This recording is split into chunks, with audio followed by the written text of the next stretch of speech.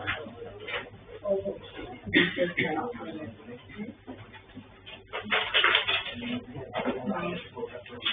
लोगों का ये जो केस हुआ था डिटरमिनेंट और मैट्रिसेस का,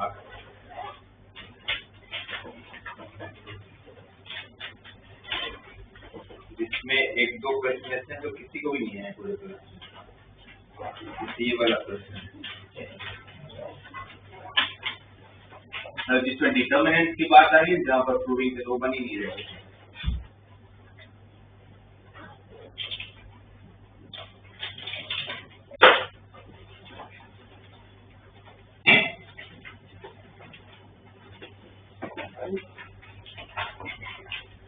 ये आप लोगों को दिया है प्रूव करके, हमें पता है कि डिटरमिनेंट को प्रूव करने के लिए हमें दो जीरो चाहिए, राइट। अब इसमें आपको दिख रहा होगा कि दो जीरो तो कहीं आ ही नहीं रहे, दो तो थोड़ा एक भी नहीं आ रहा है।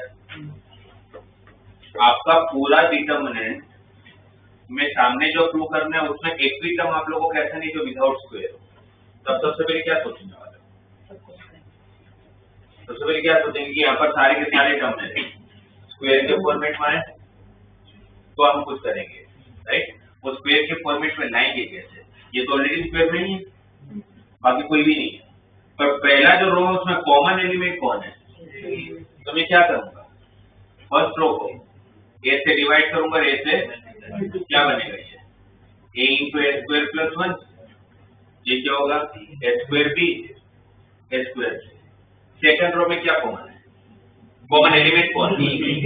तो b से डिवाइड, b से मल्टीप्लाई। थर्ड रो जो है उसमें क्या कॉमन एलिमेंट है? तो c से डिवाइड, c से मल्टीप्लाई। और जब हमने थोड़े बहुत क्वेश्चन भी जो किया उसमें हमने हर बार यही होता था कि जब रो में कॉमन करते थे, कॉमन मतलब रो में मल्टीप्लाई करते थे तो कॉलम में तो कॉमन आता था। अब ये देखो कॉमन है a, यहाँ से b और यहाँ से, तो वो abc और ये abc कैंसल। अब जितने भी टर्म बचे हैं आपके पास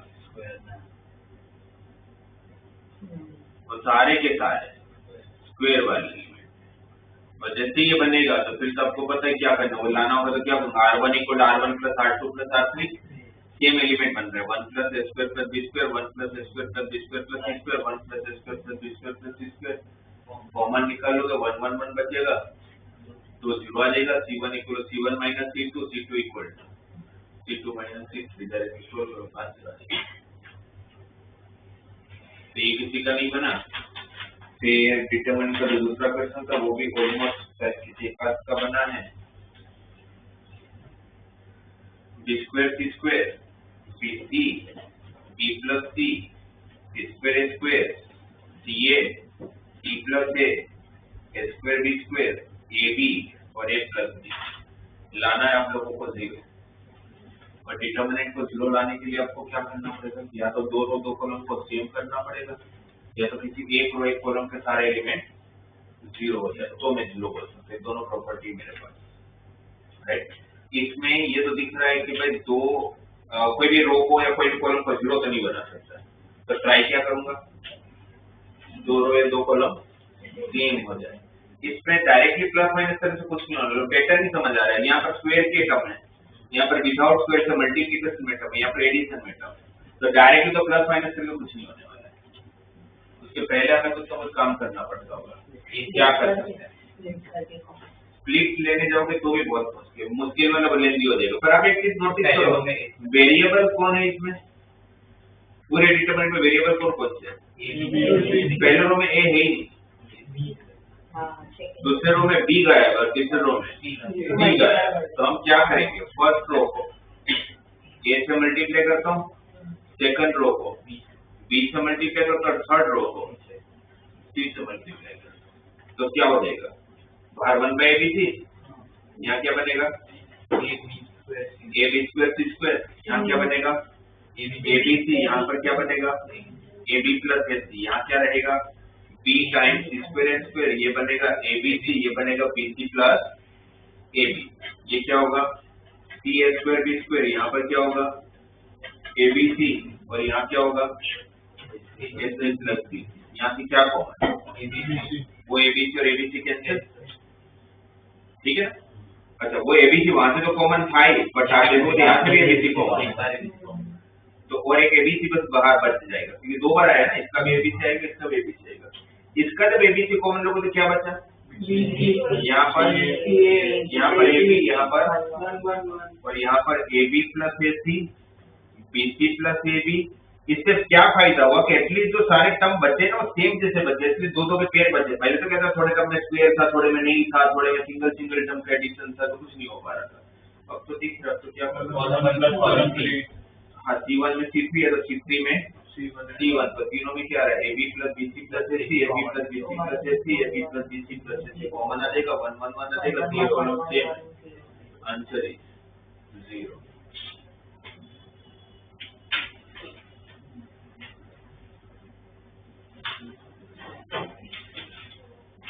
मैक्सिमम बच्चों को इसमें नहीं आया।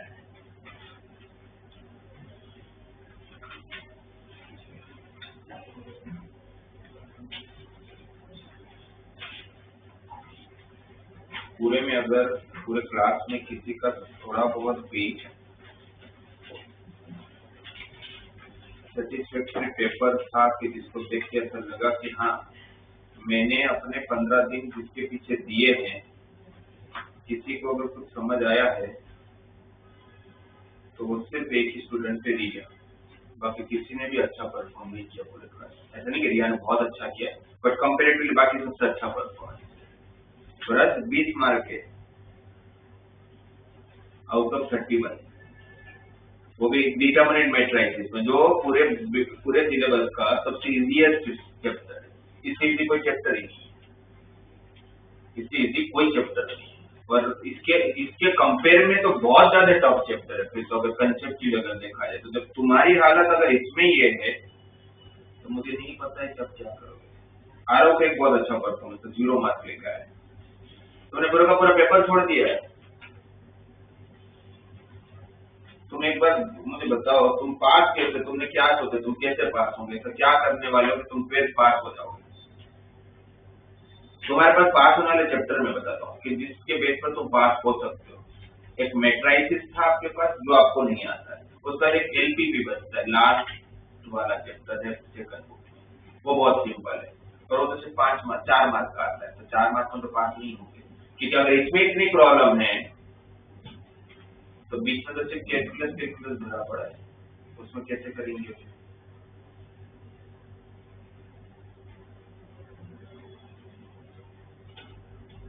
कैसे नींद आ जाती है तुम लोगों को, और टाइम बहुत होता है तुम्हारे पास बाहर खड़े रहने का, टाइम पास करने का। विवेक आएंगे 2 मार्क, 11 से बस सिर्फ बातें कर रहा है, 5 मार्क लाया हो तो वो भी चैप्टर में। और इसमें कहीं पर मिस्टेक नहीं की, मैंने चेक किया फर्स्ट पेपर से, इसलिए सब ये अपना पोटेंशियल टैलेंट कब वेस्ट कर रहे हो। 12.5 मार्क लाया तो कितने थे तुम्हारे टेस्ट का परसेंटेज, पानी में वो परसेंट करोगे क्या, 96% का। कोई खड़ा नहीं है, कोई पूछने भी नहीं वाला आपके टेंथ में क्या परसेंटेज है। तो अपना पोटेंशियल आप वेस्ट कर रहे हो लिटरली, तो तुम्हें समझ नहीं आ रहा है कि तुम क्या क्या मिस कर रहे हो, क्या घुमा रहे हो। जब आपको समझ आएगा तो बहुत लेट हो गया होगा, इसलिए अभी भी थोड़ा टाइम बचा है। जितना जल्दी सुधर जाओगे, जितना जल्दी समझ आ जाएगा उतना अच्छा। विवाद सेम केस 14, सुहानी 8.5, कब इंप्रूवमेंट आएगा पता नहीं। रिया 24,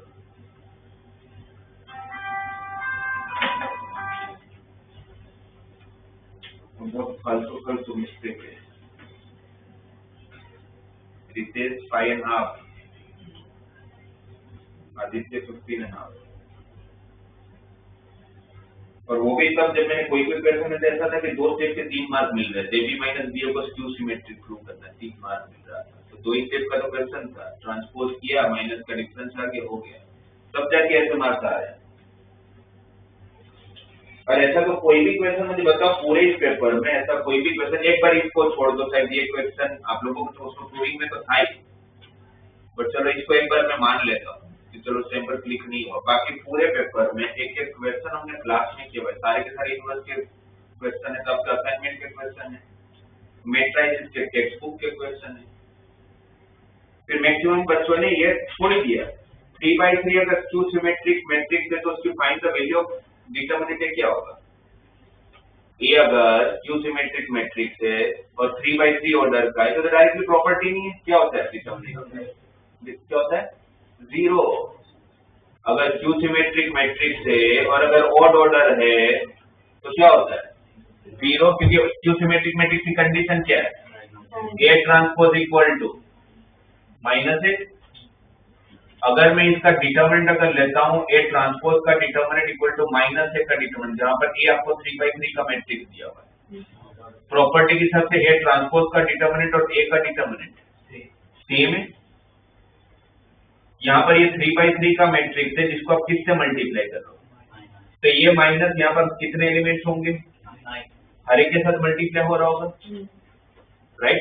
उसके बाद वो मैट्रिक्स क्या बन चुका है, डिटरमिनेंट, और वो डिटरमिनेंट जब बन चुका है तो अब डिटरमिनेंट की तरफ बिहेव करेगा। तो ये जो माइनस जो मल्टीप्लाई से बाहर आएगा, बट कितनी बार बाहर आएगा, 3 बार बाहर आएगा, तो minus of determinant of A बनेगा, और वो इस तरफ देगा तो twice of determinant of A equal to 0 बनेगा, तो determinant of A equal to, पर ये इवन ऑर्डर में 0 होना जरूरी नहीं है, 0 नहीं होगा इससे, हो भी सकता है बट कंपल्सन नहीं, क्योंकि 0 क्यों नहीं हो तो कंपल्सन हो सकता है, अगर ये 4/4 का तो माइनस कितनी बार बाहर आएगा, 4/4 का 4 बार बाहर आएगा, 4 बार बाहर आएगा तो फिर माइनस नहीं आएगा ना, फिर तो क्या पता चलेगा determinant of A equal to determinant of A, but value कितनी थोड़ी पता चलेगी। इसलिए हम इवन ऑर्डर में नहीं बोल सकते 0 का, बट ऑड ऑर्डर में तो कंफर्म है स्क्यू सिमेट्रिक मैट्रिक्स का डिटरमिनेंट 0 ही होगा, ये प्रॉपर्टी बताई हुई है। फिर इसमें भी सब लोगों, मैंने वैसे तो पूरे मार्क्स दे दिए पर एग्जाम होता तो नहीं मिलता ये आप लोगों को, बोर्ड में अगर एक क्वेश्चन होता तो आपको पूरे नहीं मिलते।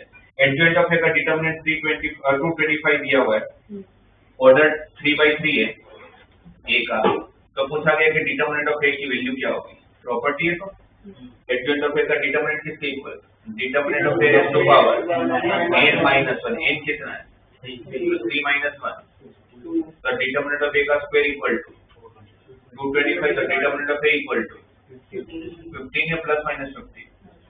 ये मोड थोड़ी ना है कि नेगेटिव आंसर नहीं देगा, तो आंसर क्या होगा प्लस और माइनस 15 होगा, किसी ने भी प्लस माइनस नहीं लिखा है, तो फिर मैंने पूरे मार्क्स दे दिया अभी के लिए, तो 1 मार्क दे दिया जिन्होंने भी प्लस 15 भी लिखा है, बट आप आंसर क्या होगा प्लस और माइनस 15 दोनों होगा।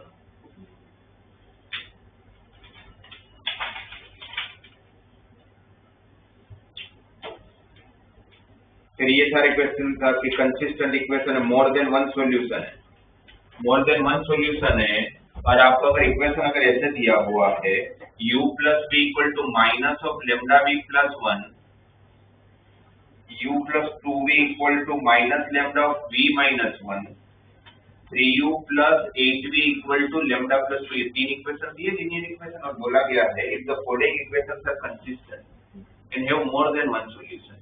have more than one solution का मतलब क्या होगा, इनफाइनाइट सॉल्यूशन है, एक से ज्यादा सॉल्यूशन लीनियर इक्वेशन के तो इनफाइनाइट ही होते हैं, और किसी भी इक्वेशन के इनफाइनाइट सॉल्यूशन होने की condition determinant of a equal to a का डिटरमिनेंट प्लस किसका डिटरमिनेंट, अच्छा इक्वेशन कितने हैं 3, तो इक्वेशन 3 है, तो फिर आपके पास वेरिएबल भी कितने होने चाहिए, तो तीसरा वेरिएबल ही नहीं है, और तीसरा वेरिएबल नहीं है उसका क्या मतलब हुआ, बट और आप देखो तो इसमें v वाले वेरिएबल को नहीं u है v है, लेमडा की वैल्यू आपको फाइंड करने को बोला है, अगर इसके मोर देन वन सॉल्यूशन है तो find the value of lambda, मुझे कंडीशन पता है कि डिटरमिनेंट ऑफ a को 0 होना पड़ेगा। अब अगर ये माइनस लेमडा v को अगर इस तरफ ले लेता हूँ तो क्या कॉमन निकलेगा, v कॉमन निकलेगा, क्या बचेगा 1 प्लस लेमडा इक्वल टू -1, यहाँ पर v को साथ में ले लूंगा तो v कॉमन निकलेगा, तो क्या बचेगा 2 plus lambda equal to plus lambda, सही है, यहाँ पर ऐसा कुछ करने की जरूरत नहीं है, तो 3u plus 8v equal to lambda plus 2, और इस सिस्टम ऑफ इक्वेशन के इनफाइनाइट सॉल्यूशन की कंडीशन क्या क्या होती है, डिटरमिनेंट ऑफ ए तो 0 चाहिए, फिर डिटरमिनेंट ऑफ डी 0 चाहिए, फिर dx 0 चाहिए, फिर dy 0 चाहिए, फिर d मतलब क्या, कोएफिशिएंट का डिटरमिनेंट कौन होगा, 1 प्लस लैम्डा 1 2 प्लस लैम्डा 3 और एक तीसरा वेरिएबल दिया नहीं है कल होगा 0 0 0 0। जब दिया नहीं तो उसको कोएफिशिएंट क्या होगा 0, तो d तो 0 आ गया, तीनों 0 का आंसर कितना 0। जब डिटरमिनेंट का कॉलम ही पूरा 0 है तो आंसर कितना d of x, d of u मतलब इसमें इसको हटाओगे इसको रिप्लेस करोगे कांस्टेंट को तो भी ये तीनों 0 ही रहेंगे, इसका भी आंसर 0 रहेगा। dv में इसको हटाओगे कांस्टेंट को रिप्लेस करोगे तो भी 0 ही। dw अगर तीसरे को w नाम दे दो तो उसमें क्या करूंगा, लास्ट वाला जो होगा 0 0 0 वो हटेगा और उसकी जगह माइनस, और इसको क्या होना पड़ेगा 0।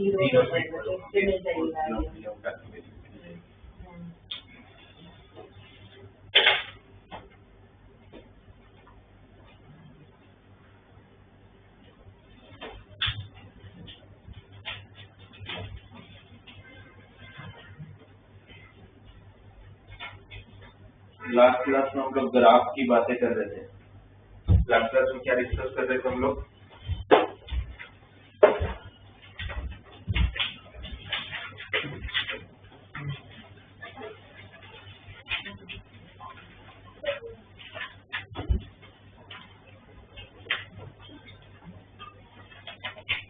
लास्ट क्लास हम लोग वो मैट्रिक्स के डाउट डिस्कस कर रहे हैं, ठीक है, उसके डाउट हम लोग नेक्स्ट क्लास में डिस्कस करते हैं।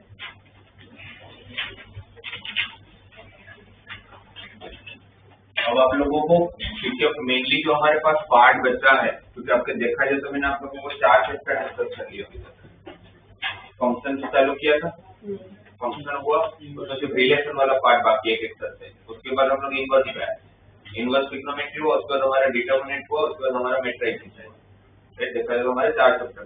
अब जो चैप्टर चालू हो रहे हैं आप लोगों को, अब से लेके 5th चैप्टर से चालू होगा आप लोगों का, वहां से लेके सेकंड लास्ट चैप्टर तक पूरा कैलकुलेशन। अब लास्ट में सिर्फ एक आएगा वेक्टर सीरीज और एक आएगा प्रोबेबिलिटी। तो प्रोबेबिलिटी को उसमें चैप्टर मानते ही नहीं उसमें का, क्योंकि प्रोबेबिलिटी के लिए क्या आना चाहिए था, जिसमें कि आप देखा जाए तो आपके पूरे सिलेबस में सिर्फ एक चैप्टर छोड़ दो बाकी सब कुछ कैलकुलस में फिर वो चालू हो लिमिट से लेके सब कुछ। पर सबसे पहले जो मैं पहले आप लोगों को सिखा रहा हूँ ये है ग्राफ, क्योंकि आपको बहुत सारी जगह पर उसके ग्राफ चाहिए, ग्राफिकल इंटरप्रिटेशन, ग्राफिकल ट्रांसफॉर्मेशन। आपको जो मैं लिख रहा हूँ उसमें से 19 ग्राफ जो स्टैंडर्ड ग्राफ है जो आनी चाहिए, 6 ट्रिग्नोमेट्री के ग्राफ, आई होप सो बाकी कौन से 6 ट्रिग्नोमेट्री मतलब साइन ग्राफ आप लोगों को पता होने चाहिए, राइट। अच्छा, जो 6 ट्रिग्नोमेट्री के ग्राफ होते हैं उसमें से कौन कौन से ग्राफ ऐसे हैं जो कंटिन्यूस है और कौन कौन से ऐसे हैं जो डिसकंटिन्यूस है, साइन और कॉस, और बाकी सबके सब। tan x कहाँ पर डिसकंटिन्यूस होता है, सिर्फ π/2, n π/2 पे भी दिखता है, n π/2 की ऑड वैल्यू, क्योंकि tan x में तकलीफ कब पड़ेगी जब cos x 0 होगा, क्योंकि tan होता क्या है sin by cos, तो cos 0 होगा तो प्रॉब्लम आने वाला, cos कब 0 होगा 90 के सारे ऑड, तो वहां पर वो क्या देगा आपको एसिम्प्टोट, क्या देगा एसिम्प्टोट। आप किसको बोलते हो, यहाँ पे वो इंफिनिटी को अप्रोच करते हैं या तो वो इंफिनिटी पे जाके टच करता है, ये आप लोग π/2 -π/2 होता है। एक तो 6 ट्रिग्नोमेट्री के ग्राफ जिसमें 2 कंटीन्यूअस होते हैं बाकी सब डिसकंटीन्यूअस होता है, 2 बाउंडेड होते हैं बाकी सब अनबाउंडेड होते हैं। बाउंडेड कौन है, साइन x कौन, बाउंडेड मतलब जिसके रेंज को हमने फिक्स कर दिया है, तो उनका दोनों का रेंज तो फिक्स है -1 से, और बाकी सारे के सारे अनबाउंडेड है, ठीक है। जो इंफिनिटी तक भी जा सकते ऊपर और नीचे -∞ भी जा सकते हैं, राइट। इवन कौन कौन है उसमें? इवन फंक्शन कौन कौन है? इवन फंक्शन की कंडीशन क्या होती है? x को अगर माइनस x रखो तो मेरे आंसर को कोई फर्क नहीं पड़ना चाहिए। कोई पूछे कि इवन फंक्शन की कंडीशन क्या है तो हम क्या बोलेंगे? f of minus x equal to even function, sorry f of x, और ऑड फंक्शन की f of minus x equal to even function हमेशा किसके लिए सिमेट्रिक होते हैं? अगर मैं ग्राफ बनाऊं ठीक है, प्लस x पे जो आंसर आएगा वही आंसर, प्लस 2 पे जो आंसर देगा वही, प्लस 5 पे जो आंसर देगा वही, तो क्या हो गया? किसके लिए सिमेट्रिक? और ऑड फंक्शन और ओरिजिन के लिए y equal to minus x, क्योंकि अगर 1 पे अगर 3 दे रहा है आंसर या 1 पे 2 दे रहा है तो माइनस 1 पे क्या देगा? माइनस 2 देगा, ऐसे होगा ना? क्योंकि जो आप लोगों का आंसर है दोस्तों माइनस का डिफरेंस आना चाहिए, हमेशा किसके लिए सिमेट्रिक होगा? ओरिजिन के लिए। पर अगर कभी अगर ऐसा जनरल स्टेटमेंट आ जाए, मुझे सिर्फ ट्रू फॉल्स बताना है कि हर ऑड फंक्शन हमेशा ओरिजिन से पास होते ही। जैसे अब इसमें x को 0 रखो, इसमें 0 रखो, तो f of 0 equal to f of 0, तो f ऑफ 0 की वैल्यू नहीं मिल जाती। इसमें x को 0 रखो, माइनस 0 तो 0 होगा, तो f of 0 equal to minus f of 0, minus f of 0 को शिफ्ट करो दूसरी तरफ, तो प्लस होने का कितना हो गया? 2 time f of 0 equal to 0, f of 0 equal to 0 आ गया। f ऑफ 0 इक्वल टू 0 का मतलब कि 0 पे 0 तो आना ही है, तो फिर हम ये बोले हैं अगर ऐसा जनरल स्टेटमेंट आ जाए कि हर ऑड फंक्शन ऑलवेज ओरिजिन से पास होते ही होते हैं, इट इज ट्रू और फॉल्स? True, right? बट ये आप जनरलाइज नहीं बोल सकते। अगर आप सोचो कि ऐसा कोई ऑड फंक्शन है जिसके डोमेन में 0 नहीं होता, ऑड कैसा फंक्शन है? Odd and even, odd and और तो ऑड फंक्शन है, राइट? क्योंकि कॉट माइनस x किसके बराबर होता है?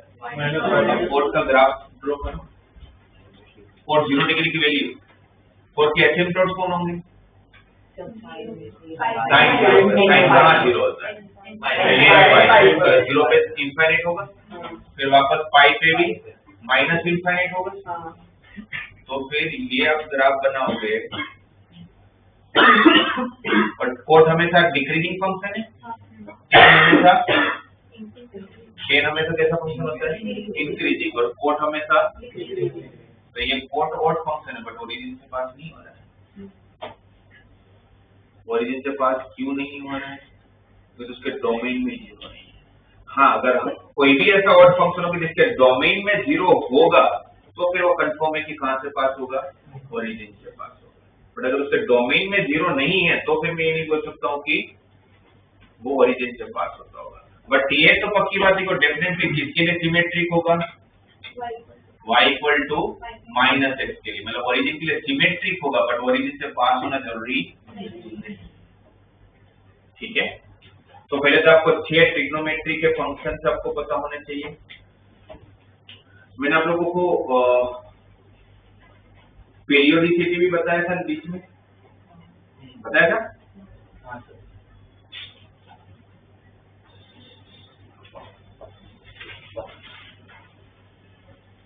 कौन कौन से फंक्शन पीरियोडिक फंक्शन होते हैं? जो होती है f of x plus t का आंसर, अगर t इंटरवल के बाद अगर वो वापस सेम आंसर दे रहा है तो पीरियोडिक फंक्शन है, और t उसका पीरियड हो जाएगा, t क्या होगा? उसका पीरियड हो जाएगा। तो फिर हमने ये तो बात कर लिया था कि पीरियड को चेंजिंग ऑफ स्केल से फर्क पड़ता है बट चेंजिंग ऑफ ओरिजिन से फर्क नहीं पड़ता। चेंजिंग ऑफ ओरिजिन का मतलब क्या हुआ?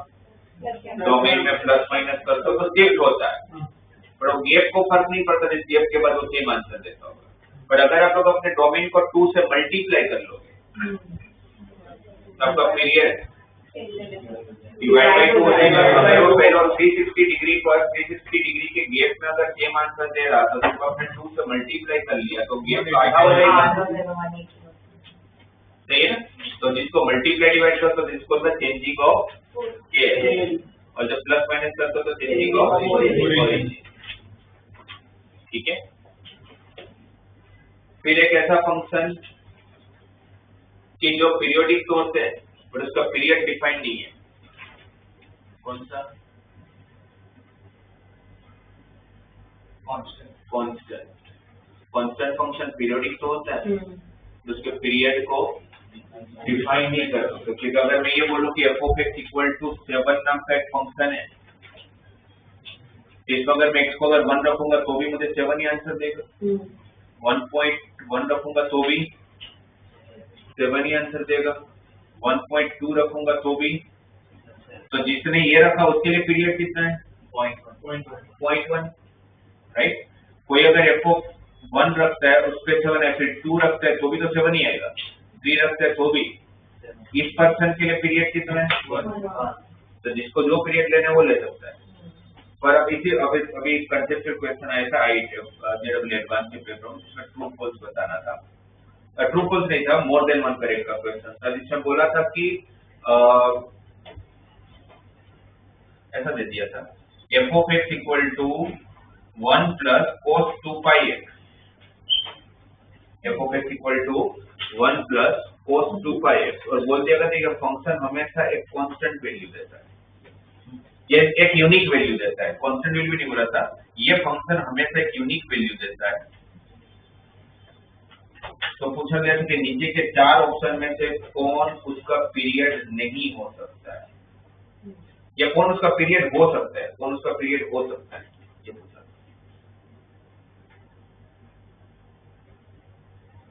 अच्छा, सिर्फ अगर इतना ही क्वेश्चन होता 1 प्लस cos 2 pi x का पीरियड कुछ होता तब क्या बोलते हैं?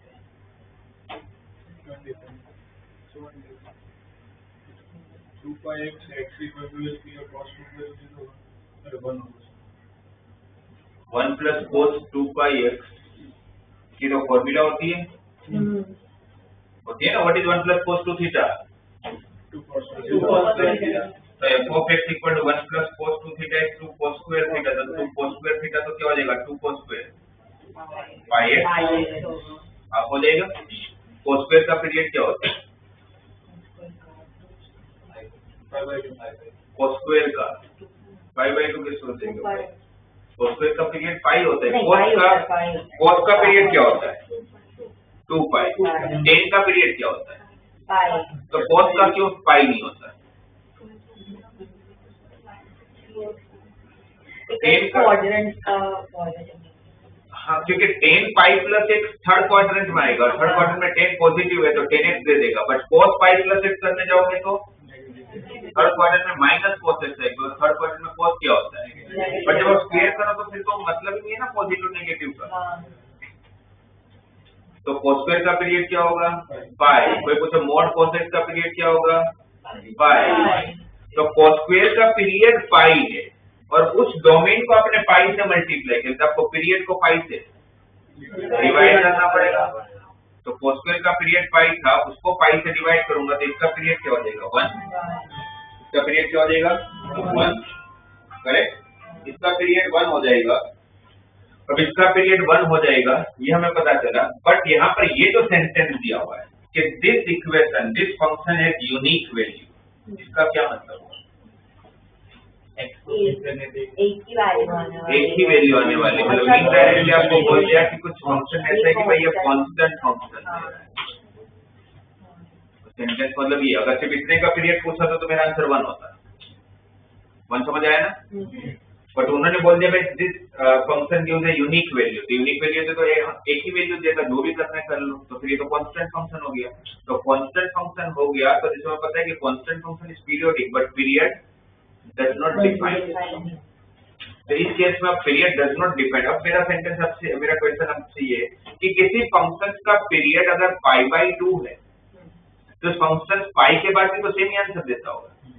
जब पाई बाय 2 पे 90 डिग्री पर अगर वो सेम आंसर दे रहा है तो 180 के बाद भी तो मैं पीरियड पाई बाय 2 बोलूंगा कि पाई बोलूंगा? पाई बाय 2 बोलूंगा, छोटा पाई भी बोलूंगा, सही है ना? राइट। तो फिर मुझे बताओ कि आपको जब पता है कि कांस्टेंट फंक्शन हमेशा पीरियोडिक होता है तो मैं पीरियड कुछ भी ले सकता हूँ लेने को, तो आपको सबसे छोटी वैल्यू लेनी चाहिए।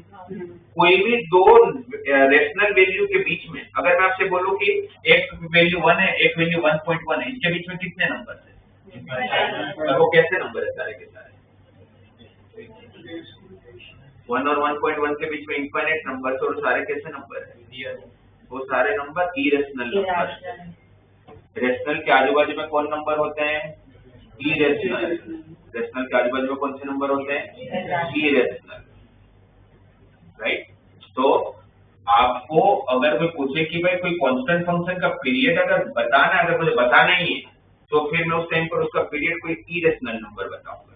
और उस 4 ऑप्शन में दिया हुआ था, अगर मेरे को ध्यान है, एक ऑप्शन दिया था √2, एक ऑप्शन दिया था पाई, एक ऑप्शन दिया था ई और एक ऑप्शन दिया था 1। तो मैं इसका पीरियड क्या लिख के आऊंगा? √2 लिख के आऊंगा, पाई लिख के आऊंगा, ई लिख के आऊंगा, डी लिख के आऊंगा। ठीक है, √2, पाई और ई ये तीनों के तीनों कैसे नंबर है? ई नंबर। 1 कैसा नंबर है? अगर मुझे वैसे तो पीरियड डज नॉट डिपेंड, पर फिर भी मुझे पीरियड बताना होगा तो मैं कौन सी वैल्यू ढूंढूंगा? जो इसमें इरेशनल नंबर होगा। इरेशनल नंबर हमेशा दो नंबर के बीच में इरेशनल नंबर होता है। तो आपको पूछेगी रेशनल नंबर के आजू बाजू में कौन होते हैं, हम क्या बोलेंगे? Irrational number. ठीक है, तो ये कंसेप्ट ध्यान में रखना, पीरियोडिक में ये पूछा गया तो ऐसा कभी आ जाए तो आपको बता। तो हमारी बात चल रही थी ग्राफ को लेके, तो 6 ट्रिग्नोमेट्री के ग्राफ, राइट, उसके बेसिक कंसेप्ट आपको पता। sin x का ग्राफ आता तो sin 2x का बना लोगे? क्या करोगे?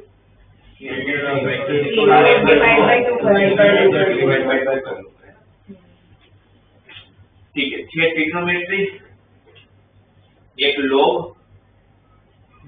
लोगरिथमिकल ग्राफ, कौन से क्वाड्रेंट में नहीं जाता? y = log a of x का ग्राफ।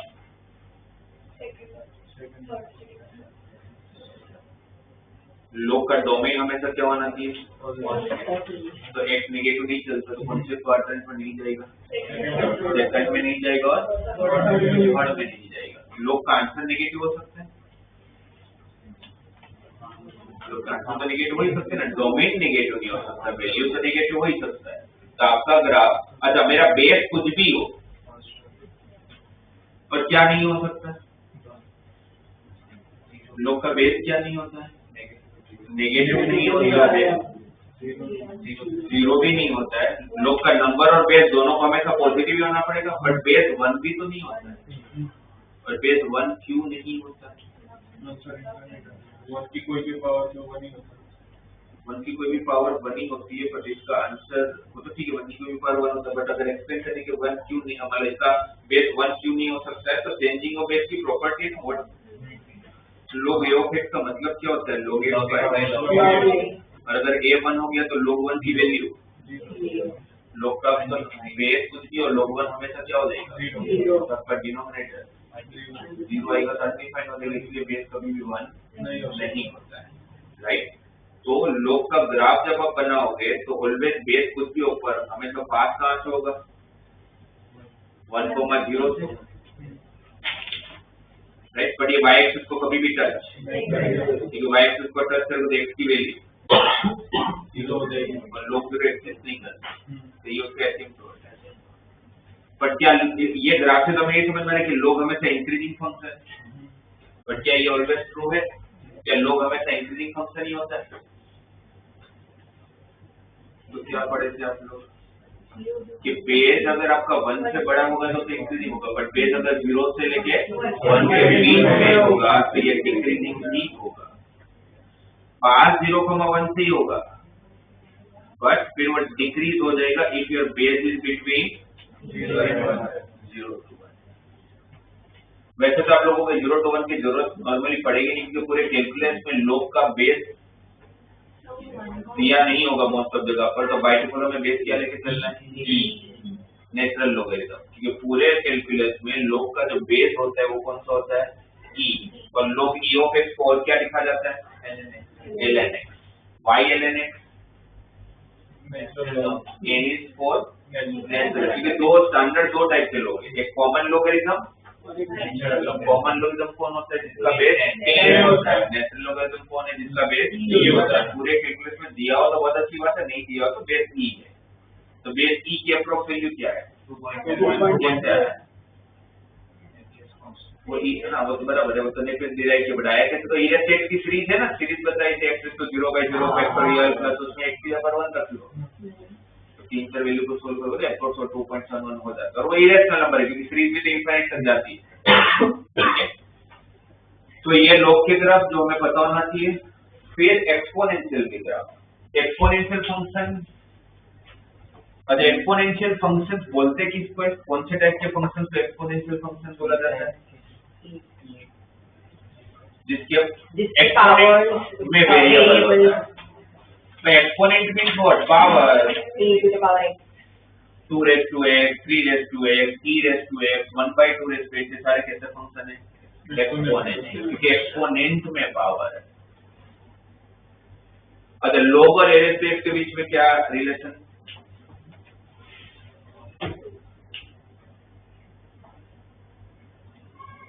इसका वो डोमेन है, वो उसका रेंज है।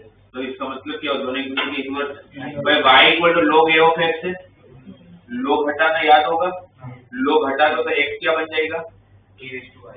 a raised to y। इसमें तो अगर मैं log हटाऊंगा तो क्या बन जाएगा? x is equal to a raised to y। यहाँ पर डोमेन कौन था? इस लॉगरिथमिक फंक्शन में x। वही एक्सपोनेंशियल में क्या हो गया? रेंज। यहाँ पर y क्या था? वो यहाँ क्या हो गया? तो डोमेन का रेंज और रेंज का डोमेन का होता है जब एक दूसरे के इनवर्स होते हैं। इसलिए हम बोलते हैं कि log एंड एक्सपोनेंशियल फंक्शन का inverse function of each other, वो दोनों एक दूसरे के। तो क्या मुझे log x का ग्राफ पता होगा तो मुझे a raised to x पता ही नहीं है, तो कि मैं बना लूंगा? कैसे बना लूंगा? जैसे ये फंक्शन का होता है और e raised to x का होता है, वो तो ठीक है, पर e raised to x भी एक्सपोनेंशियल ही है। इसको y इक्वल टू माइनस से सिमेट्रिक। अच्छा कोई भी, ठीक है, अब ये भी बताओ मुझे, कोई भी f of x का ग्राफ अगर मुझे पता हो तो क्या मैं उसका f इनवर्स x का ग्राफ बना लूंगा? सिर्फ f of x के ग्राफ की नहीं। x to y और y to x की वैल्यू तो मैं इनवर्स ढूंढने को बोल रहा हूँ। ये बोल रहा हूँ मेरे पास f of x का ग्राफ बना हुआ है, उसी ग्राफ में से देख के मैं ऐसा क्या करूँ कि मेरा f इनवर्स x ग्राफ बन जाए? x को y बना दो और y को तो वो ऐसे कैसे बना दो? इसका मतलब क्या हो? जब आप बोल लो कि x को y बना दो और y को x बना दो, इसका क्या मतलब हो?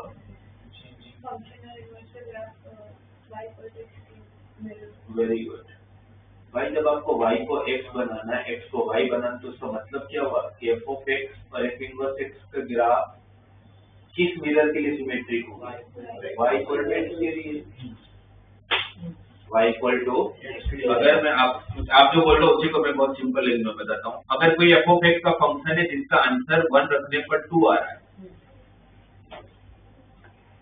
1 रखने पर 2 आ रहा है किसी f of x पे, तो उसका इनवर्स में वही पॉइंट पे क्या आ जाता होगा? 2,1 हो जाएगा। डोमेन रेंज बन जाएगा, रेंज तो 1,2 का 2,1 किस लाइन के रिस्पेक्ट में इमेज है? y को x का रिस्पेक्ट में इमेज है, तो x का y बन गया, y का तो इसका मतलब ये हुआ कि अगर मुझे f of x का अगर ग्राफ पता हो तो मैं बीच में एक मिरर रखूंगा y को x नाम का, तो उसका इमेज आएगा उस ग्राफ का, वो उसका इनवर्स का ग्राफ होगा। तो अगर मुझे log x का ग्राफ पता है, अगर मुझे log x का ग्राफ आता है, ये log x का ग्राफ है आपका, मैंने यहाँ पर मिरर रखा y इक्वल टू x का, तो इसका इमेज जो बनेगा उसका ग्राफ ऐसा कुछ दिखेगा। ये किसका ग्राफ होगा? अगर ये y equal to log a of x का ग्राफ है तो ये किसका ग्राफ होगा? y इक्वल टू, ये 1,0 से पास हो जाता है, ये मतलब किसी का भी पावर 0 होने से क्या देता है? तो कोई भी फंक्शन का अगर हमें ग्राफ आता है तो उसका इनवर्स का कभी ग्राफ बनाने की जरूरत पड़ेगी, तो मैं सिर्फ y इक्वल टू x के लिए क्या करूंगा? एक इमेज बना लूंगा। तो ये ग्राफ है आपका y equal to a raised to x का ग्राफ। पर क्या हमें, अच्छा अभी ये ग्राफ कैसा है, इंक्रीजिंग, तो क्या y को ले रहे थे तो ग्राफ हमेशा इंक्रीजिंग होता है? पूरे मैथ्स में, पूरे मैथमेटिक्स के नंबर्स में ऐसे कोई नंबर्स आपको पता है कि जहां पर मैं पावर को इंक्रीज करते जाऊं और वैल्यू डिक्रीज होती है? पूरे मैथमेटिकल नंबर सिस्टम में 0 से 1 एक और रेंज है जिसमें पावर इंक्रीज करोगे तो वैल्यू डिक्रीज होगी। 1/2 1/2 बट 1/2 वैल्यू छोटी हो गई, 1/2 वैल्यू और छोटी हो गई। तो इसका मतलब क्या हुआ कि अगर आपका बेस, अगर ये ग्राफ तभी बनेगा जब a ग्रेटर देन 1 होगा, राइट। पर अगर वही a अगर 0 से लेके 1 के बीच में होगा तो पास तो 0,1 से ही होगा, बट वो कैसे होगा, डिक्रीजिंग होगा।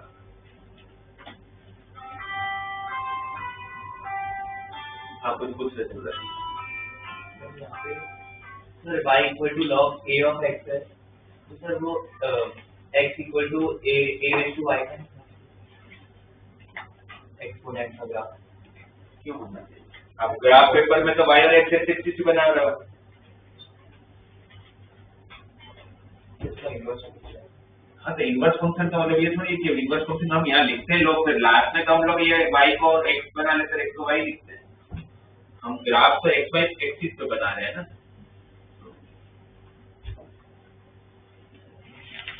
ठीक है, तो जैसे यहाँ पर भी 2 पॉसिबिलिटी बन सकती है लोग की, तो यहाँ पर भी 2 पॉसिबिलिटी बनती है। सर ये वाला मिरर इमेज भी नहीं बना होगा, ये वाला भी मिरर इमेज में एक जगह पर इंटरसेक्ट करेगा। या आदमी अपने इमेज के साथ इंटरसेक्ट नहीं कर सकता, या तो कर भी सकता है तो मिरर के पास जाके कर सकता है, बट फंक्शन में ऐसा हो सकता है। जैसे इसमें देखो ना, ये लोग, ये डिक्रीजिंग फंक्शन है, ये भी डिक्रीजिंग फंक्शन है, राइट। यहाँ पर आप देखोगे तो लोग का ग्राफ ऐसा था,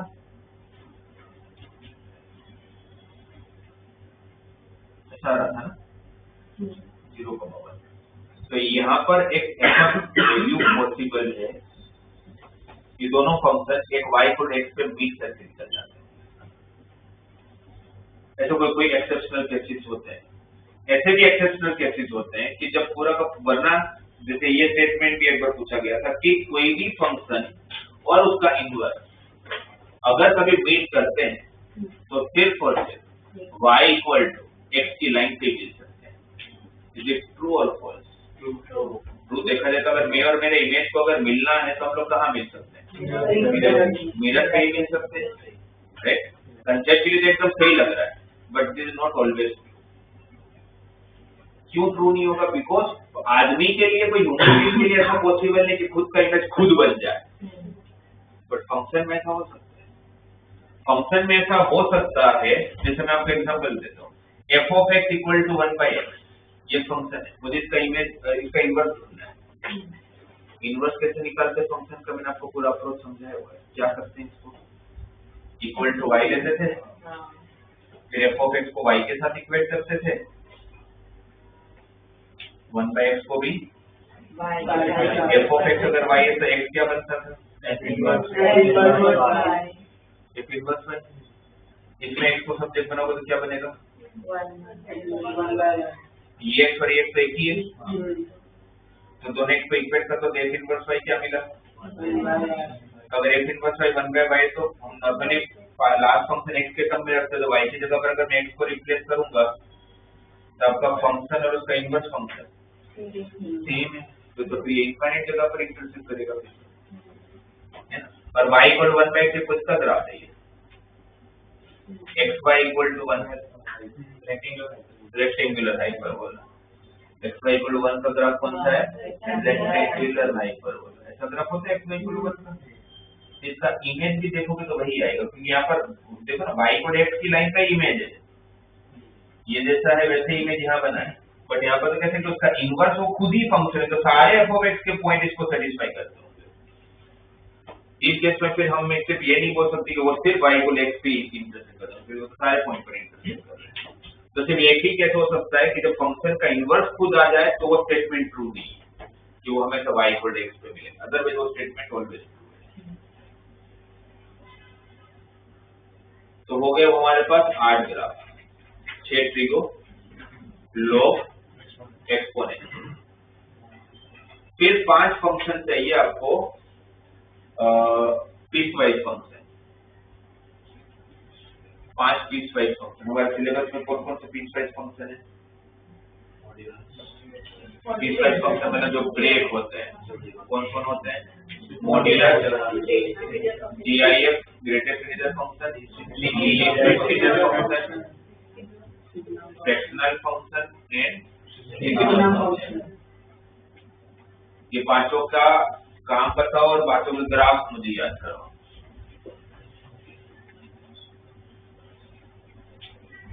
मॉडेक्स की अगर हम लोग बात करते हैं,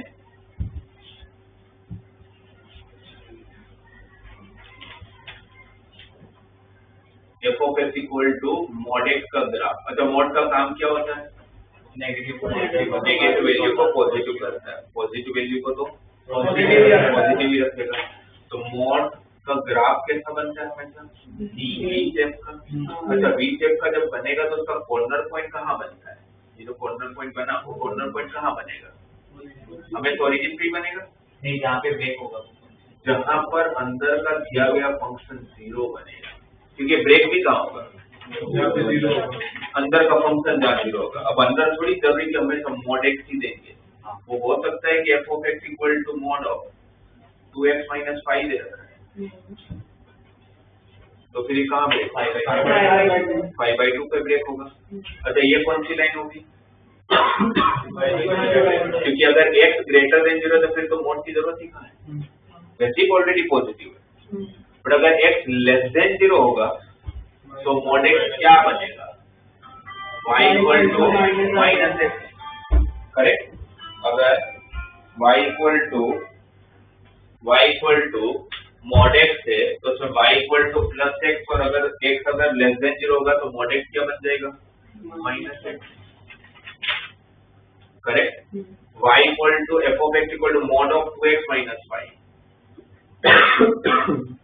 x equal to 5/2, x equal to 5/2, तो यहाँ पर होगा 5/2 को 0 से बनेगा।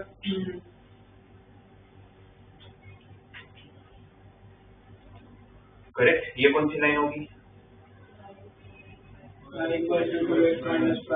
ये कौन सी लाइन होगी?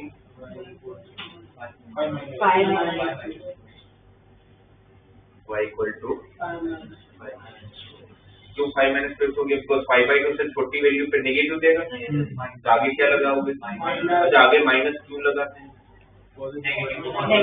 नेगेटिव को पॉजिटिव करना है।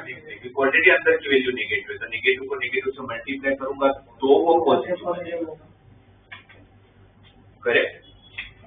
अपनी नोटबुक में यहाँ पर लिख रहे हैं इसका ग्राफ कैसा बनेगा, आप लोग बना के दिखाओ। y equal to 2 minus mod x minus 3 होगा, कैसा बनेगा?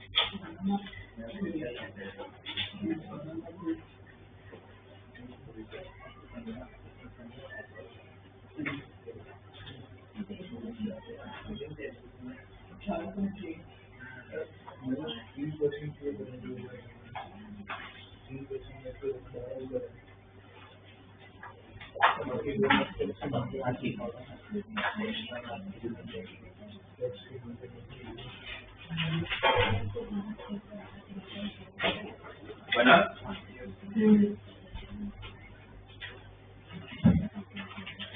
कैसा ग्राफ होगा? देगा तो बीच है भी, और कॉर्नर पॉइंट पर कहाँ बनेगा? 3,2 पर बनेगा। 3,2 पर क्यों बनेगा? क्योंकि अगर मैं x को 3 रख रहा हूँ तो मेरा y की वैल्यू क्या है? 2 आ रही है। तो y equal to 2 minus mod of x minus 3, right? तो y equal to 2 minus mod of x minus 3 का ग्राफ। अगर मैं आपसे ये पूछूं, ठीक है, पहले इसका ग्राफ बना लेते हैं, फिर उसमें x को 3 रखा तो ये पता चली भाई कॉर्नर पॉइंट तो वही बनेगा जहाँ पर ये 0 बनेगा। और मॉड कैसा भी हो, एक मॉड के अंदर दूसरा मॉड हो, तीसरा मॉड हो, कितने भी मॉड हो, मॉड है तो कॉर्नर पॉइंट बनना ही बनना है, राइट? कहाँ बनेगा वो देख लेंगे। मॉड कहाँ 0 बना? 3 पे। 3 रखने पर y की वैल्यू कितनी आएगी? 2। तो y की वैल्यू 2 आए तो यहाँ पर कहीं पर 2,3 पॉइंट है। अब ये 2,3 पॉइंट जब v शेप बनेगा तो ऊपर भी बन सकता है और नीचे भी बन सकता है। अब वो कैसे पता चलेगा ऊपर बनेगा कि नीचे बनेगा?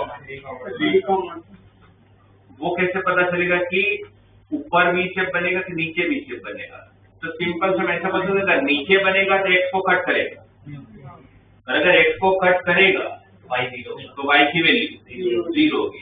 y को 0 रखने पर अगर मुझे x की 2 वैल्यू मिलती है तो नीचे जा रहा हूँ, नहीं मिलती तो ऊपर जाएगा, राइट? जैसे अगर इसमें y को 0 रखा, ये माइनस वाला टर्म उससे रुक गया तो प्लस होके जाएगा। तो मॉड x माइनस 3 किसके इक्वल हुआ? 2 के इक्वल। तो x माइनस 3 किसके इक्वल? तो x की वैल्यू क्या होगी? 5 और 1। तो पता चल गया कि हाँ भाई ये तो नीचे की तरफ जा रहा होगा। 5,0 पे कट करेगा, 1,0 पे कट। इसी जगह पर अगर यहाँ पर प्लस होता तो ऊपर बनता, क्योंकि mod x minus 3 equal minus 2 होता और मॉड का आंसर नेगेटिव नहीं होने वाला, तो समझ आगे को नीचे नहीं जा सकता, है ना? ये समझ आया? अब मैं यहाँ पर एक ग्राफ बनाता हूँ, y equal to mod of x। अब आपको ट्रांसफॉर्मेशन बता रहा हूँ, ये तो चलो सिंपल है, तो डायरेक्टली आपने बना लिया। ट्रांसफॉर्मेशन की सबसे पहले मैं ग्राफ बना था y equal to mod x minus 3। मुझे डायरेक्टली अगर इसका नहीं आता तो मुझे मॉड का ग्राफ आता है, मुझे मॉड का ग्राफ आता है। तो मुझे मॉड का ग्राफ आता है तो मैं मॉड x माइनस 3 का ग्राफ बना दूंगा। मैं मॉड x माइनस 3 का ग्राफ बना लिया, ये बन गया 3,0 से। ठीक है। अब मुझे बताओ, अब इसके अंदर चेंजेस करते जाता हूँ कि क्या ट्रांसफॉर्मेशन होगा। जैसे मैं इसको माइनस से मल्टीप्लाई करूंगा तो इस ग्राफ में क्या फर्क पड़ेगा? अच्छा डाउन मतलब नीचे की तरफ नीचे की तरफ शिफ्ट हो जाएगा, जो पॉजिटिव वैल्यू है तो सारी की सारी नेगेटिव हो जाएगी। अब ये ऐसे हो जाएगा, ठीक है। माइनस से मल्टीप्लाई करूंगा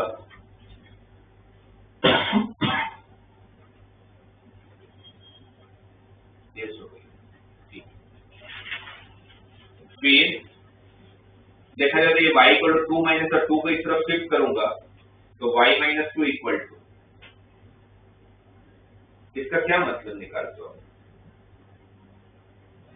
माइनस एक्स मतलब माइनस Y को माइनस लेकर जो भी y को हमने 2 पे शिफ्ट कर दिया, ये शिफ्टिंग ऑफ ओरिजिन को आपको ध्यान है। पूरे position of x minus h y minus k से खेलते थे, तो x माइनस h और y माइनस k का मतलब क्या था? हम एक को k के पूरे ग्राफ को शिफ्ट करते थे। आपको ध्यान होगा तो अगर ये मेरा पैराबोला था, यह है x square equal to 4ay, इसको अगर मैं h k से सेम टू सेम पैराबोला को बनाता था तो यही x square equal to 4ay क्या बन जाता था? x माइनस h का whole square equal to y minus k। तो आपने ओरिजिन को कहाँ शिफ्ट कर दिया? तो जो पहले 0 पे 0 दे रहा था, ये भी 0 पे 0 दे रहा था, उसको फिर h रखूंगा तो 0 देगा ना, और यहाँ पर k रखूंगा तो 0 देगा। तो हमने 0,0 पे h, k पे शिफ्ट कर दिया, तो x का क्या बन जाता था? x माइनस h और y का क्या बन जाता है? तो जब यहाँ पर y माइनस 2 बोल लो तो इसका मतलब है x में कोई शिफ्टिंग नहीं है, x में भी शिफ्टिंग है। वैसे तो देखा जाए तो ये एक्चुअल तो मुझे mod x का ग्राफ बनाना चाहिए, ये mod x का ग्राफ हो, फिर x में मैंने कितना शिफ्ट किया? तो 3 यूनिट इस तरफ प्लस 3 होता तो लेफ्ट साइड शिफ्ट करता, माइनस सही है। जब x में प्लस माइनस करते हो, सुनिएगा जो बोल रहा हूं, x में जब प्लस माइनस होता है, मतलब डोमेन में जब प्लस माइनस होता है, तो आपका जो स्टैंडर्ड ग्राफ होता है वो शिफ्ट होता है राइट में या तो लेफ्ट में। अगर माइनस एच करोगे तो राइट में होगा, प्लस एच करोगे तो लेफ्ट में। अब y में है ना, इसका मतलब पहले मैंने mod x का ग्राफ बनाया, फिर मैंने माइनस से मल्टी का पहले फिर 3 शिफ्ट किया, फिर माइनस से मल्टीप्लाई किया तो नीचे चला गया, फिर देखा y भी शिफ्ट हो रहा है, कितना यूनिट? 2 यूनिट। कितने शिफ्ट हो रहा है? तो ये पूरा का पूरा ग्राफ ऊपर की तरफ से कितने यूनिट ऊपर जाएगा? इस तरीके से जब मैं रेंज में प्लस माइनस करता हूँ तो शिफ्ट होता है अपवर्ड और डाउनवर्ड। एक्स में जब प्लस माइनस करते हो तो राइट या लेफ्ट, वाई माइनस के होगा तो ऊपर, वाई प्लस के होगा तो इस पूरे को कहाँ शिफ्ट करूंगा? 2 यूनिट ऊपर, 3,0 था वो 3,2 पे चला जाएगा। ये तो मैं ग्राफ को शिफ्ट नहीं करूंगा, मैं इस वाई एक्सिस को शिफ्ट, एक्स एक्सिस को शिफ्ट करूंगा नीचे की तरफ 2 यूनिट। 3,2 ग्राफ को शिफ्ट करने से एक लाइन को शिफ्ट कर बात नहीं है, समझ आया? तो आपको अगर y को mod x का ग्राफ आता है तो फिर उसमें जो भी शिफ्टिंग दिया जाए, तो x में शिफ्ट करोगे तो राइट लेफ्ट, y में शिफ्ट करोगे